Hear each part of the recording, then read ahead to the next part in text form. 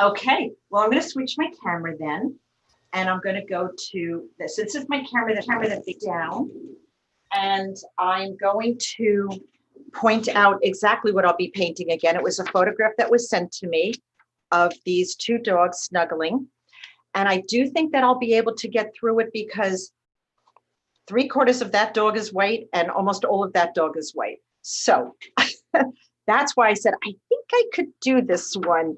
And of course, I know whose dog this is, and it's a very dear friend of mine. And it makes me happy to be able to bring that to us, to you guys today. And I'm just getting my arsenal of brushes together. I got my paints together, got my water, and I'm ready to go. So, oh, you know what I don't have on is my glasses. Okay, let's get those on. So, for me, when I'm starting any type of a portrait, the first thing I really want to get is the eyes. So I am going to start with this. This is a very interesting dog. It's one of those dogs that has one blue eye and one brown eye. I love that. So that's so cool, right? So, and unlike last week, I really wasn't able to, because it was a little girl, I really wasn't able to give her outline. But, our dogs have this black outline around their eyes. So I really am able to do that pretty quickly and give them that nice dark eyeliner that they have. And I will be playing Howie Emerson again today, if that's okay with you guys. This is Howard Emerson. He is a local talent that records at my husband's recording studio. And he has given me permission, which is important for, YouTube, to have permission to put music on.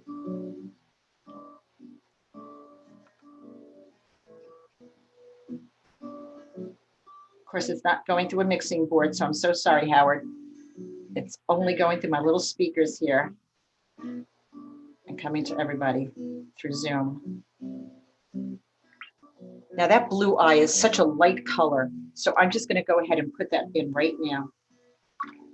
If I have too much color down and I just need to move it, I take my brush and I take the water and move it that way. And really all I have to do is hold on to that white highlight that's in his eye, the inside of his eye that is the darker pupil color. I don't have to save that as a dark. So in watercolors, I often will say, don't save your darks. And that's what I mean when I say that you don't have to save your darks. You go over your darks. And it makes it really a wonderful painting. So this is really odd. I've never done a dog with two different color eyes before. Just letting some of this dark kind of seep in. And here we go over here, and that's a brown eye. So I'm just going to grab some burnt sienna, I think it is, or raw sienna. I don't know what it is. One of my browns. I don't use brown too often. And listen, come in anytime if you have a question. Just ask it away. Sue will read it to me. I can't see it, but Sue can, and she could just ask me any question as I'm painting. If you want to know anything about my colors, my process, anything at all, come on in. That feels normal to me also. So anything to make you and I feel as normal as possible, I'm all for. Now the next best thing, while those are drying, I do want to get the nose. That's a very large nose I've got going on here. Take a look again, you guys. I'll try to put this here so you could see a little bit of what I've got going on. That's a lot of nose, but that's okay. We're gonna play with that. I also see things moving in my eye. So as I see things happening, I just might have to do a little correction just to keep that very, oh, so Sadie is here. That's,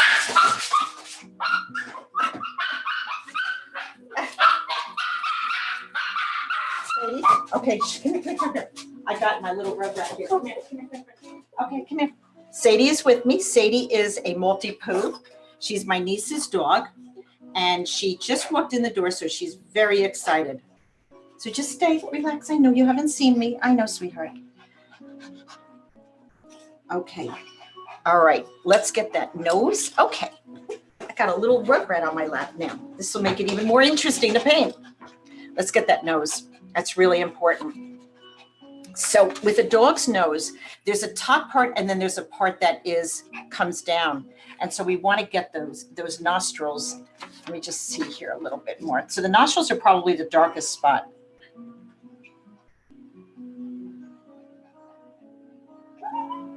Okay, yes. Well, we have sound effects now too. We have live dog sound effects. Oh, there's a little head coming into the camera. Okay, I probably shouldn't have drank. Yes, I know, sweetheart. Okay. Well, just makes it that much more real, right? Now, to get this very dark, this is my indigo here, to get the nose. It might take a few passes to get this right, but my nose has got to be the darkest, one of the darkest things going on here. So that's my indigo. And what I do is rather than going, I don't use black or any color like that.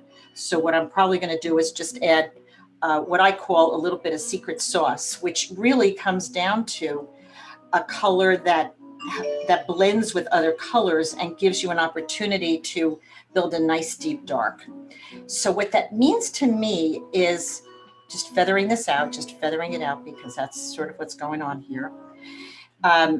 So what that means to me is my ability to build a dark. And so when I build a dark, I'm going to be using all my dark colors. And when I use my dark colors, certainly my indigo is one of my darkest colors. And then I can go ahead and add, believe it or not, a little violet.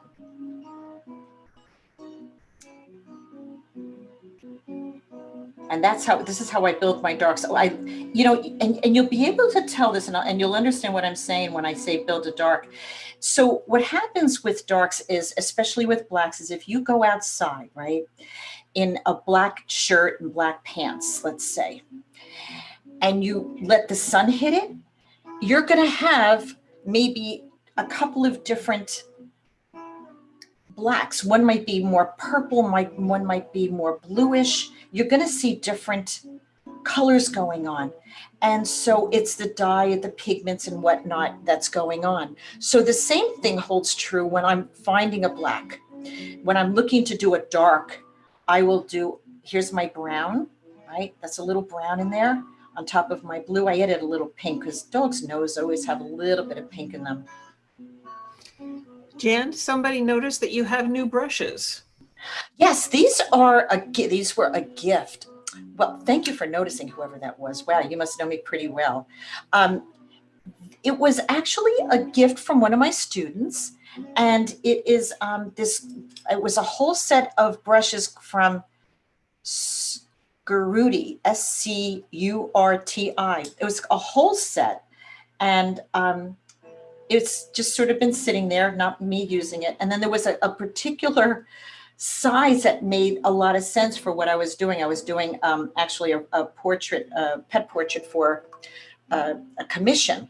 And there was this one that, I don't know if you could see that, it kind of has like chopped up hairs. Well, it really, really helped me to do that hair that is sort of coursing through the hair. It was curly haired dogs, which are the hardest to do. So yes, thank you for noticing. Wow. Jan is still on the brushes. Marcy would like to know if you use mostly sable brushes, and if actually, so, which company do you think is best? I do not use sable. I don't like sable. I find that they're just a little too fussy, and after a while, they just really are not too impressive anymore. So I've really gotten down to not using sables. I have to say, nowadays, the ones that are and I don't even use squirrel, they're mostly synthetics, and they're really, really fabulous. They've gotten so good at the synthetics, and there's really no need to worry about any animal's fur anymore, I have to say. So I do not use sable. No real reason to, actually, is what I found. that there's just, doesn't really give me anything more than, and what I like about the brushes that are synthetic is that they're very snappy. So I find that the sables sort of are lazy and they get a little bit out of shape quickly. And what I love about these is that there's a snap to them, which I really value that snap. So good questions. Right, this is dry here, so I'm just going to go in and do the pupil.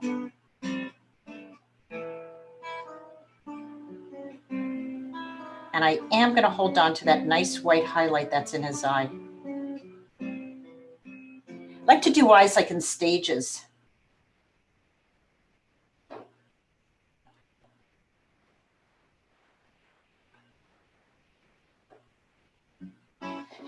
Because what's going to happen is things are going to dry a little lighter. Watercolors generally dry a little lighter.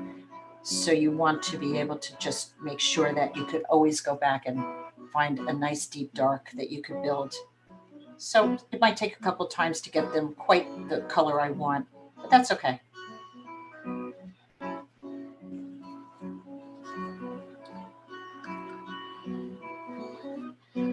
Sadie just wants to say hi to everybody. I have painted Sadie also. When we first, my niece first got her, there's her little nose in there. When my niece first got her, we were puppy sitting, and she ended up in my husband's shoe. She was that small. Of course, she would not fit in there now, but at one point she did. So I just want this to dry, so I'm just going to turn the page so I can build this without worrying about that too much.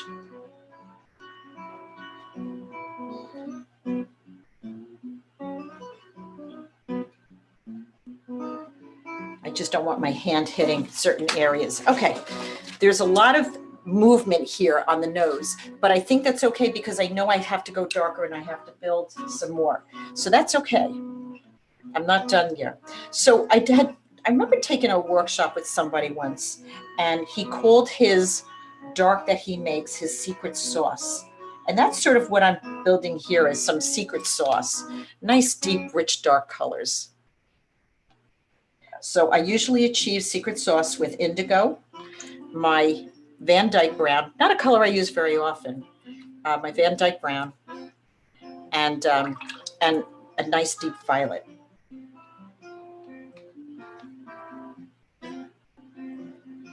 Let that sort of move as it's going to move. That looks good. And it is not true that you can't correct watercolors, because I'm just simply lifting this one side. The color moved there a little bit more than I wanted it to. So all I have to do is take my brush, and it lifts very, very nicely. Easy, easy breezy. Not a problem there.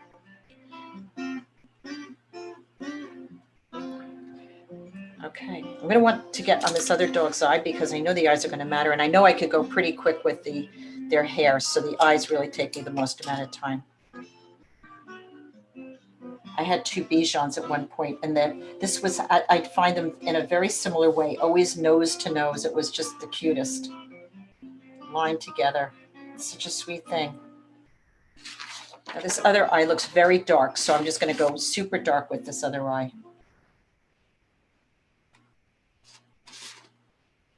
What I love about a portrait, or even a travel memory, or whatever you're painting, what I love about the idea of making it a painting is that it turns just any old photo into a piece of art that you would hang.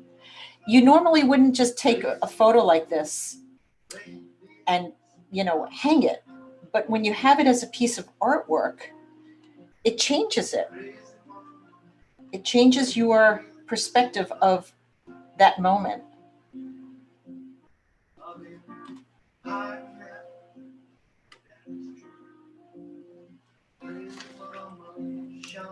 Let's get that other nose.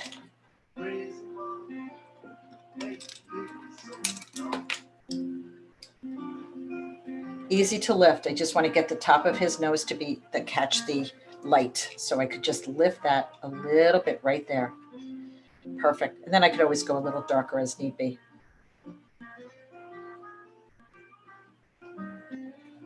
Okay, let's go over here. Because the photo is sort of distorted, you know, with their noses coming right at us, it's kind of funny. You don't see a lot of detail. So I just have to imagine a whole lot of stuff, which is fine.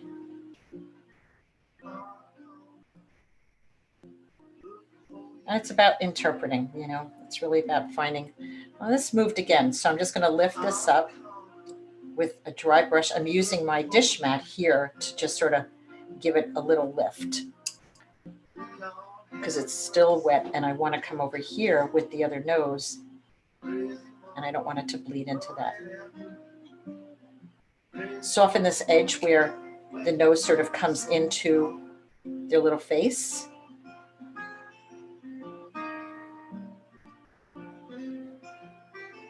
And these dogs sort of have very interesting markings. So certainly when you get that, the owner will know.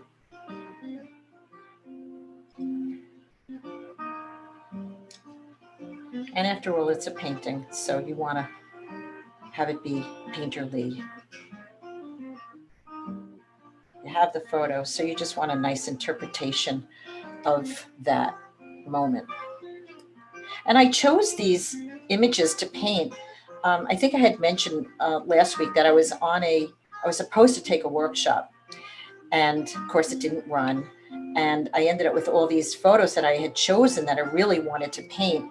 And, you know, it created the start of a Jan Cam for me where, well, let me just paint them and let the owners sort of come on in and watch me paint their pet or their person, their child or grandchild or whatever it is. Okay, a lot of this is going to be white. So you might think, well, how do you build other things? Around this dog's eye is a very nice brown. So I'm going to go into my burnt sienna, I think this is, and start that whole, it's a very distinctive bullseye shape around his eye.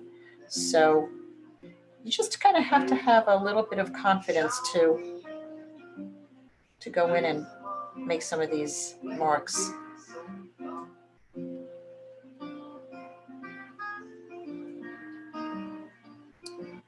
And maybe soften some of these edges. So what I do when I soften is I just take everything off my brush and I just come in with just a little bit of water and I just feather it around. And that's my husband. So, honey, I'm on a class. I can't talk right now. 6 o'clock. Let me run. I'm live right now, honey. I'll talk to you later. Bye-bye. He forgets. Just goes to show you this is not rehearsed. This is just live here going on.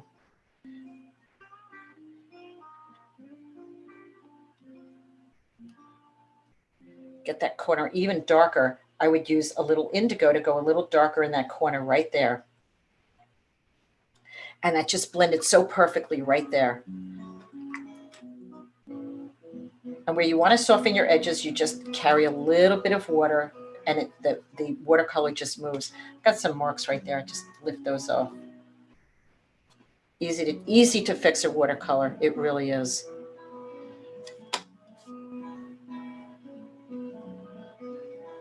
There's all kinds of ways in which we fix watercolors.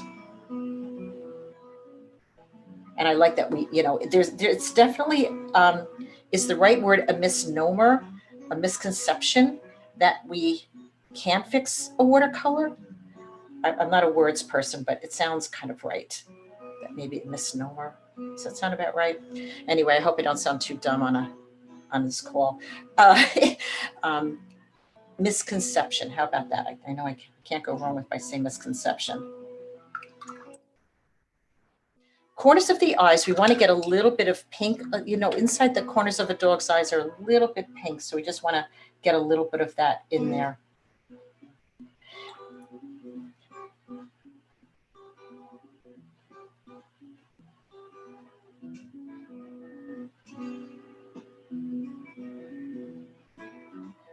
Okay, you could see why I thought maybe I could do this, because I'm sort of getting, you know, a good amount done. Of course, I do want to go back and work on the noses a little bit, but I really want that to all dry first. So I got an ear over here. That's sort of a lighter brown right here.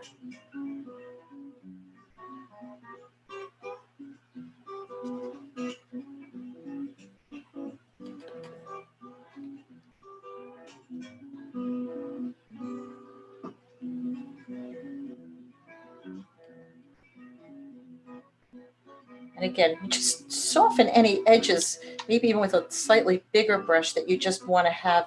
If you don't want to have a hard edge, you just can just soften it a little bit like that. And there's no real, like, it's fur, so it's not like you have a lot of hair to worry about here. So it does make the shapes of all of them a whole lot easier to paint. If this were a fluffy dog, I don't think I would be able to get through quite as much as I'll be able to with these dogs, because I just don't, I'm not painting fur, I'm painting the shapes of their spots, basically. Right?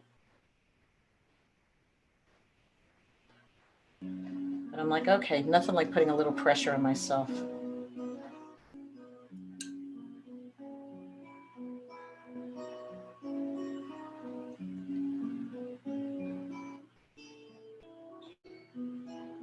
Just lifting the top of his nose a little bit, just getting a little bit of that color off of there. These are still very damp, so I'm not going to touch them. There's a little bit of pink in some of these areas on these dogs, so I have a beautiful pink that I get to use, which is just perfect for situations like that. Very soft. I try to just use colors that I have in my palette. I try not to mix too much. But if I do mix, I mix on my paper 99% of the time, except for situations like maybe last week when I was doing skin tones. I do want to make sure I have a good skin tone to have it really look just about right. But with that said, I was mostly mixing on the paper. Jan, somebody wanted to know, how do you stop the various dark colors from looking like mud? So you get mud when you don't understand your color wheel. And understanding color wheel, we talked about it a little bit last week, which was using blues and oranges to tone down certain colors. Those are complementary colors, and they're very helpful to know that those are complements, that they sit well next to each other, but they tone each other down a whole lot. Knowing that orange and blue, red and green, yellow and violet, those are the big complements. Those are the colors. And if you think about it, you have orange and you have red and green, which is, you know, a Christmas combination.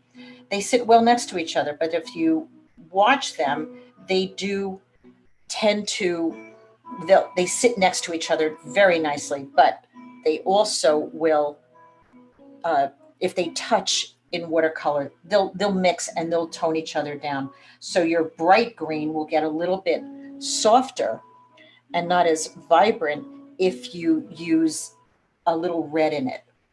And so you could tone colors down, and it's this whole chemistry thing that happens when you're painting. You learn a great combination is violet and yellow. It's a beautiful combination, and you really do get a chance to have to create what could be beautiful mud. So I'm answering your question in kind of a roundabout way, but but knowing what colors do create mud and not wanting to pre-mix them. So that's why if I mix my colors, and I've done this demo lots and lots of times in classes, if I over mix my colors in my palette, I will get mud. However, if I allow the paints to move themselves and like do a very, very light premix, and you still see the violet and you still see the yellow, and I did that a little bit in her hair last week, right? You still see those two colors, but they are toning each other down in a very nice way. So it's a very interesting way to do it. And I like working that way. I really do. I love the idea that those two colors can come together and yet they will be they'll hold on to each of the properties, but they'll tone each other down. So the way I avoid mud is I don't pre-mix too much in my palette, and I know what colors create mud, and I'm very careful about how I use them and the way I use them. And it's a long answer for a very complex um, uh, uh, process. And a lot of watercolors do get mud, and they get mud because there's a few reasons why a watercolorist will get mud. Just in general, they don't understand their color wheel, and that's super, super important. Or they may not, they may overmix in their palette. Another reason that you could get mud because you don't understand color wheel and you are over mixing your colors. Or the reason is you may be working damp. And so I don't work on a damp paper. So remember I said I was going to avoid this area because it was still damp. Working damp will definitely give you unexpected results and therefore could potentially create mud. And so you want to be careful of that. So long-winded answer, I apologize, but it's a number of reasons why you get mud.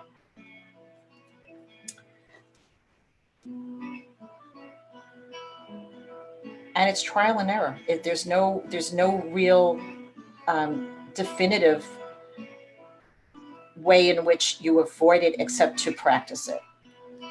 Jan, one of Yeah.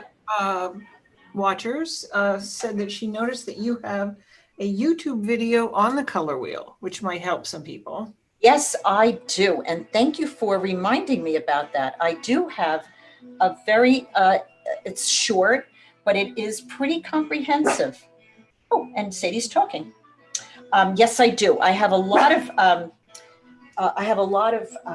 YouTube videos that might actually help people to know their colors, and you could definitely see what I'm using in terms of my own colors and how I'm getting the results that I am. So yeah, thank you whoever said that, because that is absolutely the truth. I do have YouTube video on color wheel.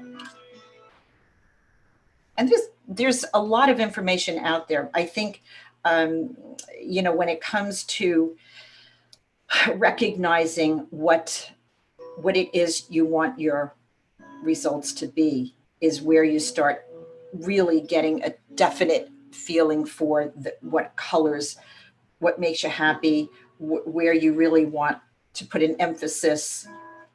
Okay, let's see. I do like what's going on there. There's some nice darks I want to build in here. You can see because we left so much white, I really am able to get around it pretty quickly.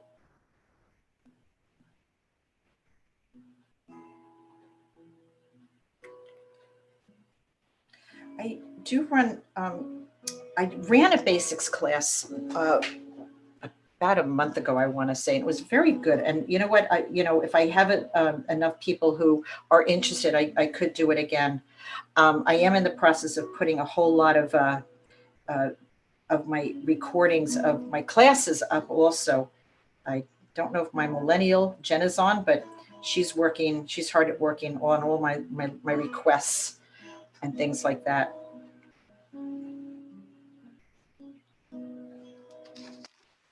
And she said she didn't mind me calling her my millennial because she is. Need a little bit more on that eye. So I'm just going to flip it around because I could find a dry spot to work here. So you could see building my darks is really what you have to do with a situation like this. Is it dries a little lighter. So you just need to make sure you go back in and get the consistency that you want. And that blue eye is really just so spectacular.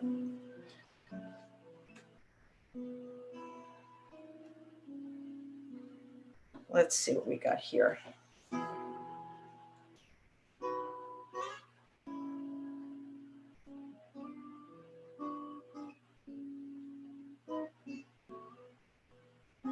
Just kind of waiting for things to dry a little bit.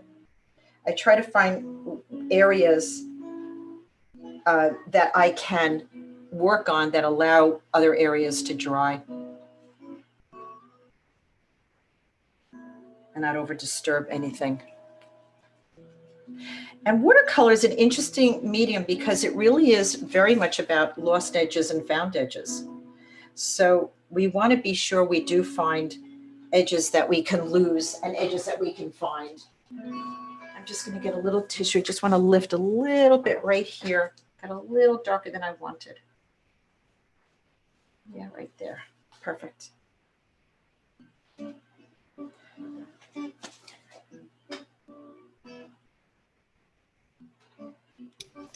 Jan, watercolor you just built for you. Yeah. She said, sorry, she's going back a bit, but what is the pink color you're using for the corner of the eye? Yeah, that's a good color, and it's a good question. It's a color that is actually, and I apologize, not available anymore by Holbein. It's a very soft pink called gray violet, I think. However, you can create a color like that by using any bright pink and adding a little white to it. So, and it is a little chalky, milky in terms of the color that way. So it's just one of those colors that you'd probably have to mix. I happen to have it right here in my palette, right here. This is it's called Violet Gray or Gray Violet and Gray Blue or something like that. They were Holbein colors. They were discontinued, unfortunately, and you can't get them anymore. But they were really good colors. Sorry. But I have found that you can achieve those colors by mixing those colors, any bright pink or any blue, like a cobalt or cerulean, with a little bit of white. And I'm not a big mixer with white, but in a case like that, I think it really would work very well if you're looking for a soft pink like that. And I'm unfortunately they discontinued it, so I'm so sorry to say that. But it's a good question.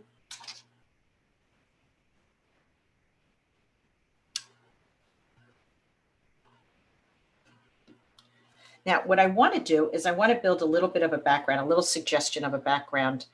And there's a little bit of separation in between the two of them, which I have to get also. So let me see. I don't want to go into a wet area. So I'm going to mix a little bit of my violet in here with my indigo just to get a nice dark. And what I think I'm going to do is I'm going to pull that color softer into the background.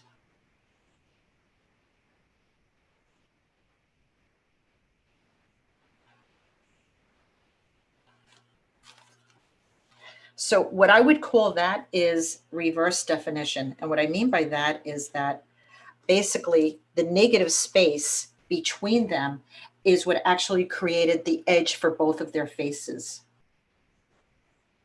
So it's a way in which we create an approach to defining something by painting the background. All right. Sorry for the delay. There was a few questions that came in while the fire whistle was blaring. So we have someone who wants to know, can anyone submit artwork to be painted? Oh, you mean photographs to be painted? You can. I mean, again, I did it because I was supposed to be take this workshop. So that was why I actually had asked people to post it on Facebook a while ago. And so the workshop didn't happen, but, if you want to send me something, and if it, I really did pick how can I say that what I felt was just the perfect images to paint, or let's put it this way, the ones that I wanted, that I felt that I would get a really good result with. So you can always send them to me. I don't know. I mean, we only have a few more of these that we're doing, so I don't really know how many more I'll be doing of these. Okay, that's a really nice soft background. I'm going to drop a little of that blue in there also in spots. What this does is a very interesting thing. By picking up the colors that I have in here, okay, I picked up a little bit of the pink and a little bit of that blue.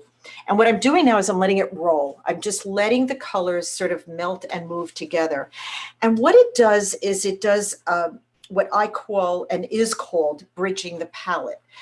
And what that means is that the colors that I used in one spot is now being used in other spots. So it's not just exclusively in one area, okay? So it helps it look more painterly and a little bit more complete when you think of a painting in that way. So for instance, you might see, I don't know, something that doesn't necessarily have a color that you're using in one area in another.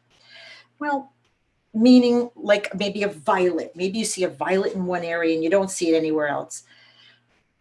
By introducing it into other places, you then create a very painterly approach to it, and you give yourself an opportunity to bridge the palette.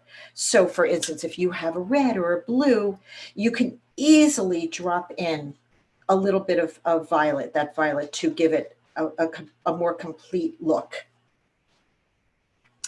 And it's interesting how it works. Nobody really says, wow, why did you drop that violet in there? Because violet is made up of blue and red. So you can easily get away with something like that. I'll have to look for a painting that does that. I mean, probably all my paintings do that, but that's, you know, an idea for you. There's a wonderful softness back here. I'm going to create a little bit of that here. A little bit of his jawline here, and there's a little bit of his skin tone here. And then he's kind of resting on something, but I don't know that I have to suggest that. So that's another piece of painting, guys, is that just because it's there does not mean you have to do it all. You don't have to show it all. You don't have to paint it all. You get to choose. You get to choose exactly what you want to paint. You could move people around and things around. It's like, it's just doesn't, you know, your photo, you don't have to be a slave to your photo.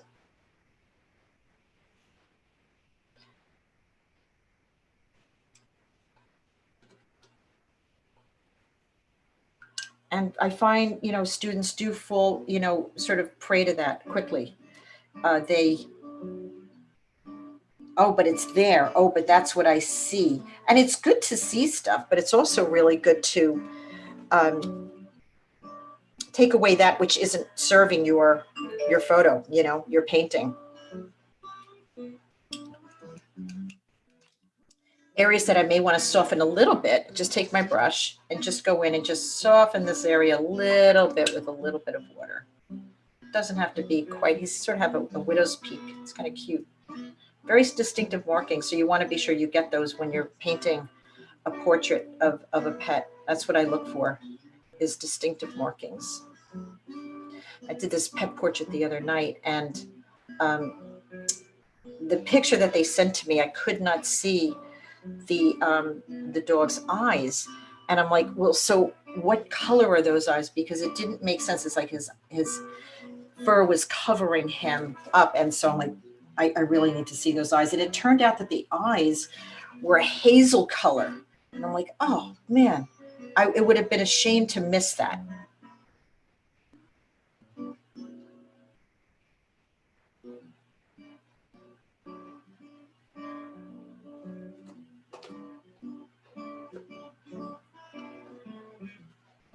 I want to get some more of that pink spot right here. I really like that spot. So I'm just going to play it up a little bit more, just by putting a little in the center and softening those edges.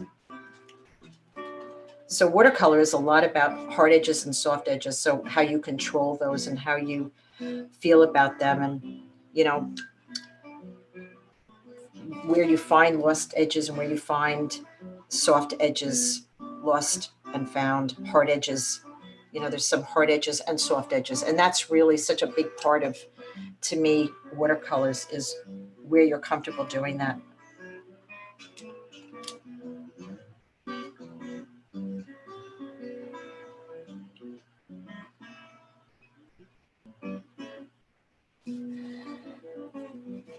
I want to get a little bit of the light part of his nose a little bit lighter.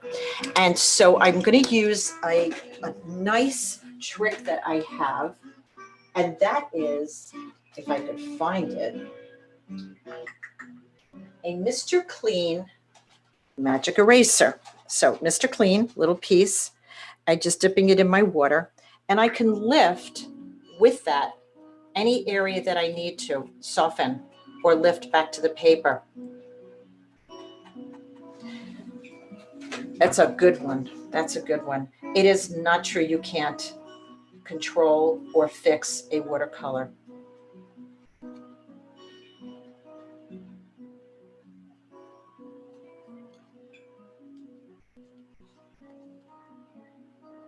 That's a good one for you watercolor painters out there. Sadie thinks so too. She's harumphing over here.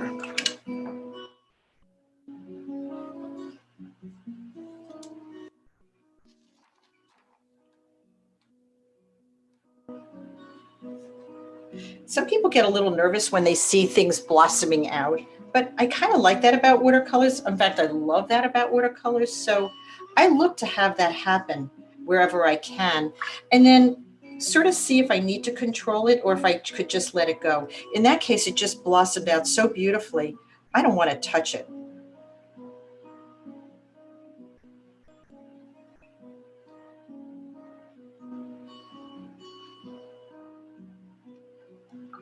I mean, how much do you need to, more do you need to do to say dog? And how much more do you need to say, to say these dogs? So I'll just bring the photo in a little bit. See a couple of things I could correct. A little softening of the eye right there. I was down here, so I don't want to lose my track down here.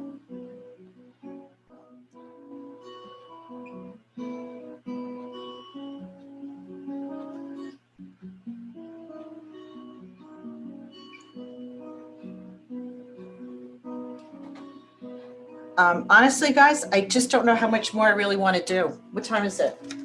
Okay, we're coming up to like 40 minutes here.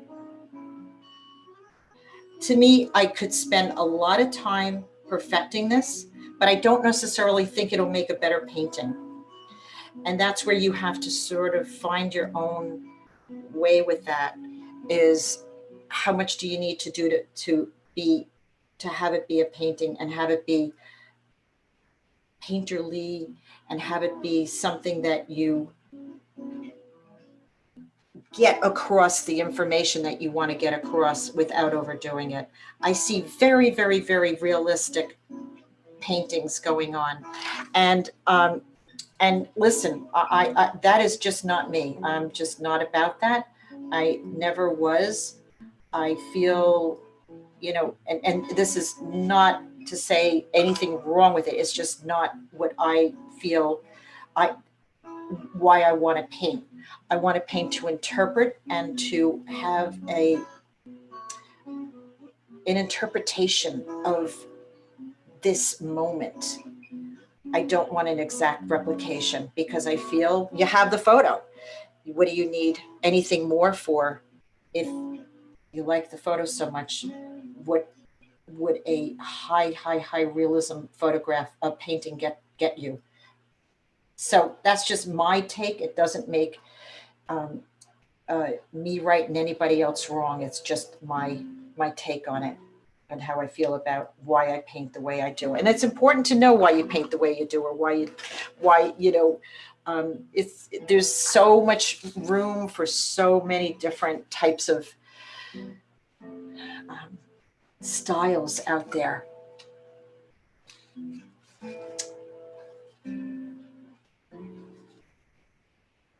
I added a little violet in there, which I really like. That really popped that out. I'm pretty happy with this, guys. I don't really know how much more I want to do. Sometimes I do let a painting rest, and I do go back and find, I just want to do it like some kind of corrections, because as I said before, they do dry lighter. And so sometimes I do want to go back in and make some little corrections with it. But for the most part, I think I have what I wanted down here. And I painted 2 dogs. Looks good to me, Jan. And I drank too. I did drink. Thank you very much. I'm a lightweight. I just had a little rum chata, guys. So here is the painting and here's the photo. And I'm trying to see how I could show this to you sort of side by side. Maybe I could go a little darker in here, but I don't know. It kind of feels right to me like that. So I'm going to let it rest. And I do feel it's important to let a painting rest before you know, what I'll do sometimes also is I will, what I might do is put it on a frame vertical and put it in my art studio and then just look at it fresh as if it is on a wall and it is framed. And so that gives me a bit of a feeling of, is it complete? Because right now I'm facing down when I'm looking at this, but if you put it vertical, where is it? A frame. Let me just get a little frame here. Yes, I see you, Steve. Okay, so here's just a frame. It's got something else in there. But when I do this, okay, and I just even tape it to the front, I don't even have to frame it. I just need to see it in a frame, in a mat. Then it gives me a better understanding because this is how it's going to be viewed in someone's home, in your home.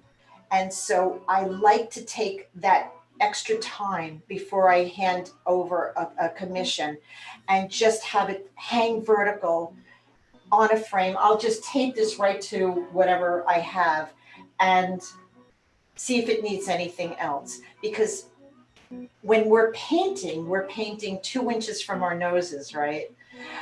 When we put it this way, it's vertical and it's on a wall and you're away from it. And so whenever I do this in class, everybody's like, oh, it looks so much better. Like, you know, it's not just that it's from a distance, that isn't it at all. It's that you're looking at it as art, matted and framed. And that changes what the perceived completion is. You may think I need to do more, but you're thinking of that because it's so close to your nose. You know, you're looking at every little mistake, but maybe it's not a mistake at all. And when you do this, I'm really happy with that. And so this is a very, very, very good tool. I'm going to show you guys one other tool that I like to use. And that is right over here. I do this again a lot in class. And that is taking a piece of mat board and I cut it into 2 pieces. Okay, so this is just an average mat. And what I'll do is take the painting and put it in a mat. So I can adjust it to be anywhere, any height, any width that I want. So think about this, guys. Where's that painting I did the other day? I did a painting and I'm like, here it is. This was called The Tired Tourists. And what I can do, this is such a great tool. I could say, well, maybe I only want that much or this much, or maybe I want the whole thing. This helps you find your composition. If you didn't get it on your painting, you could quickly crop out and make a much more interesting painting by just moving these 2 mat boards and finding a composition that maybe makes you a little happier. And so I've done this to a lot of paintings and I'm like, oh, that makes me happier. Hey, Sadie, you want to come and say hi to everybody? Come here. Come here. Here's Sadie. She's a mop. Thanks again, Jen. We have a lot of compliments. People Good. are writing that they love his eyes. Very nice. It's a beautiful portrait. Great. Thanks again. Thank you so much, guys. And you know what? We did it in record time. If there's any other questions, I'm going to unmute everyone. Okay.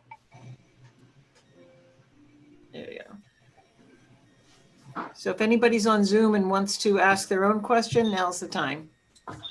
Hi, Jan, this is Carol. Hi, Carol.